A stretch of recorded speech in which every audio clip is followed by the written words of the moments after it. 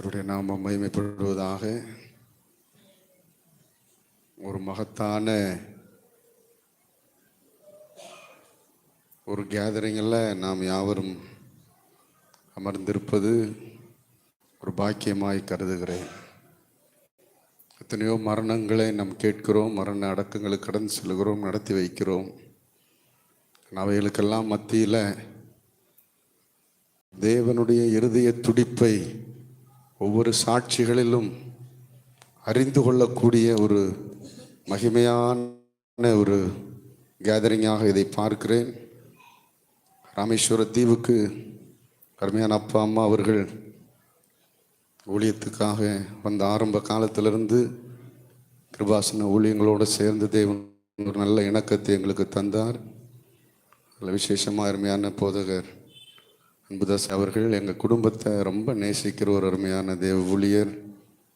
அப்போல்லாம் இருக்கும் பொழுது பெத்தேலில் வீட்டுக்கு கடந்து வந்து நேரங்களை செலவழிக்க, பல ஊழிய காரியங்களை பேச, அப்பாவோட நல்ல ஒரு இணைப்பாக இருக்கவும் எங்கள் அப்பா நல்ல மதிப்பாங்க. அந்த வார்த்தைகள், அவங்களுடைய ஒவ்வொரு காரியங்களை அப்படியே கேட்டு ஊழியர் மத்தியில் கொண்டு செல்வதில் ரொம்ப தீவிரமாக இருப்பாங்க.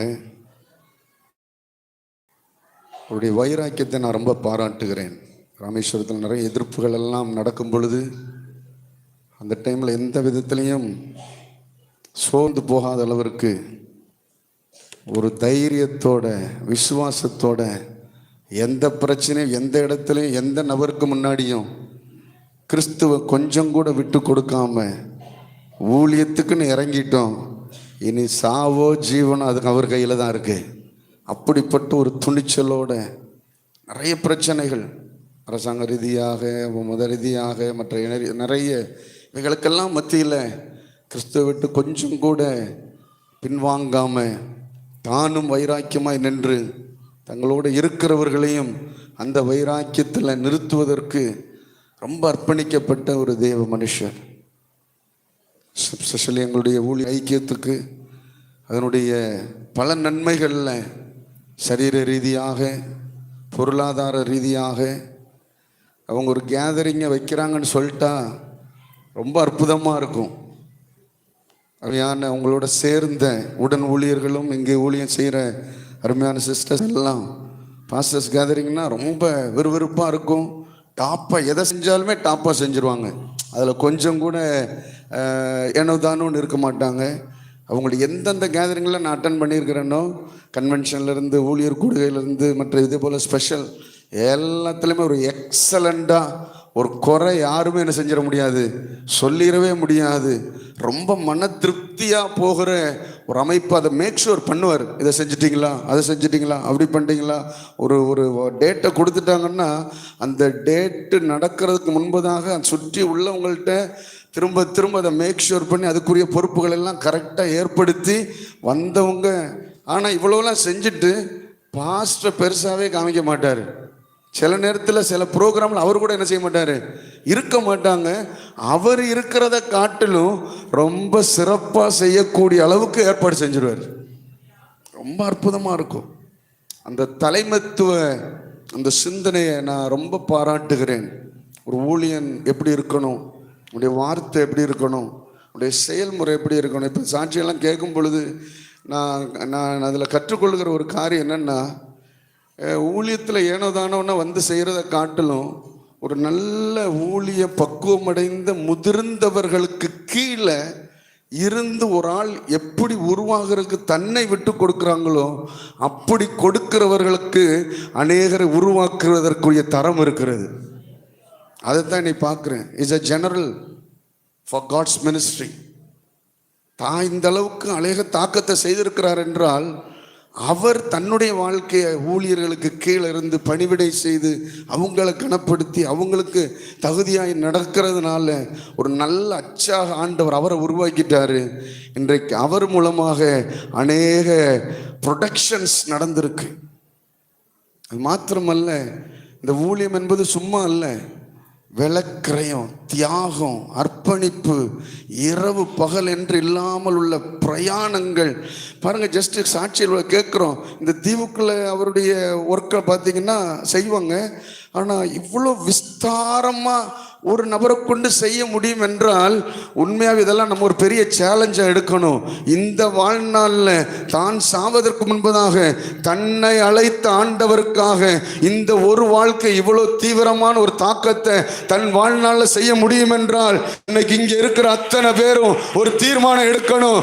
நான் வாழ்ற ஒரு கோழையாக வாழக்கூடாது, ஏதோ சும்மா வேதத்தை தூக்கி ஏதோ ஒரு ஊழியம் செய்யறேன் அப்படின்னு இருக்கக்கூடாது.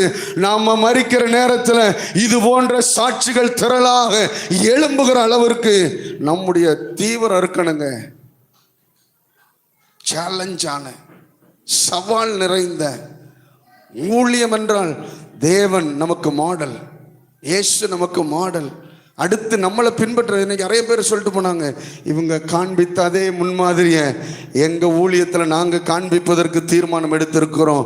இப்படிப்பட்ட வைராக்கியம் நிறைந்த சாட்சிகளை உருவாக்க களத்தில் தான் இன்னைக்கு ஒரு கன்வென்ஷனில் இப்படி ஒரு தாக்கம், நிறைய தாக்கங்கள் வரும். ஆனால் இன்னைக்கு நம்ம பார்க்கறது பல கன்வென்ஷனை நடத்தினாலும் ஏற்படாத ஒரு தெய்வீக சவாலை இந்த ஊழியத்தின் மூலமாக ஆண்டவர் இன்னைக்கு ஏற்படுத்திக்கிட்டு இருக்கிறாரு.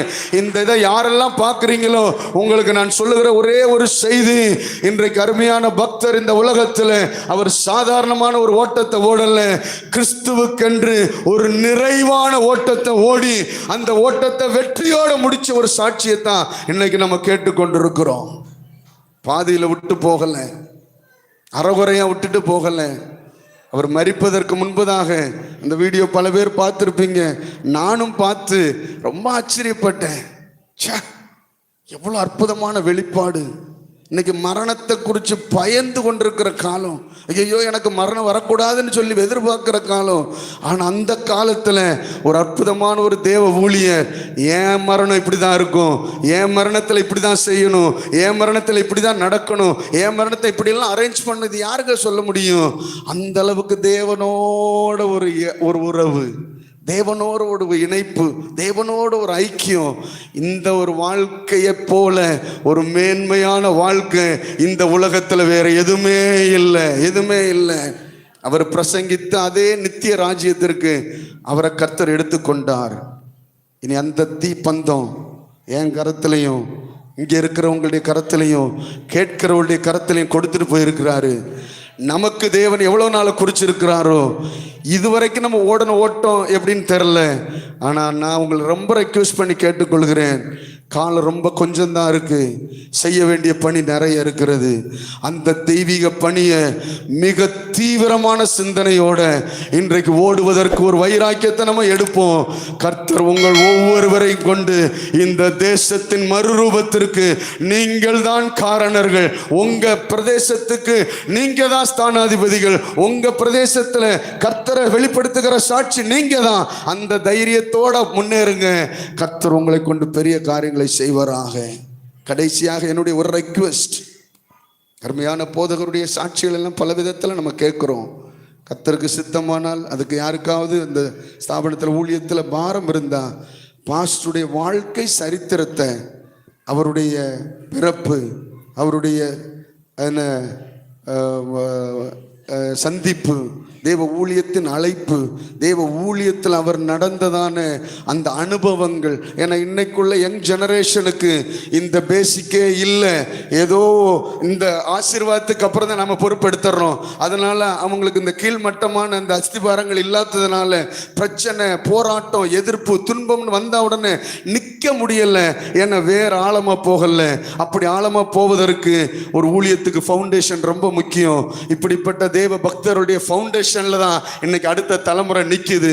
ஆனா அந்த சந்ததிக்கு அப்படிப்பட்ட அனுபவங்களை குறித்ததான சாட்சி, இப்ப கேட்கிற சாட்சிகள் எல்லாம் நீங்க அப்படி நோட் பண்ணி அதிலெல்லாம் இந்த அப்படி வாழ்க்கை சரித்திரத்தை எழுதுனீங்கன்னா அது கண்டிப்பாக அடுத்த சந்ததி அதை படிக்கும் பொழுது நாங்க ஊழியம் செய்யறத இப்படித்தான் செய்யணும், அது என்ன சூழ்நிலை வந்தாலும் விசுவாசம் இப்படி இருக்கணும், தேவனை நம்புறது இப்படி இருக்கணும், எதிர்ப்புல இப்படி வாழணும், சத்தியத்தை இப்படி பேசணும் என்கிற வைராக்கியம் கொடுக்கிற வாழ்க்கை சபை சரித்திர புஸ்தகத்தை இதன் மூலமா எழுப்பும் பொழுது யாரோ ஒருவருடைய சரித்திரத்தை படிக்கிறதை காட்டிலும் வாழ்ந்து படிந்த நல்ல அற்புதமான தேவதாசருடைய சரித்திரத்தை படிச்சு தேசத்தை கலக்குவதற்கு ஒரு சந்ததி எழும்பட்டும் என்று வாழ்த்தி இந்த நேரத்தை தந்த அருமையான ஒவ்வொரு ஊழியர்களுக்கும் என்னுடைய நன்றிகளை தெரிவித்துக் கொள்கிறேன். கர்த்தர் உங்களை ஆசீர்வதிப்பார். தேங்க்யூ.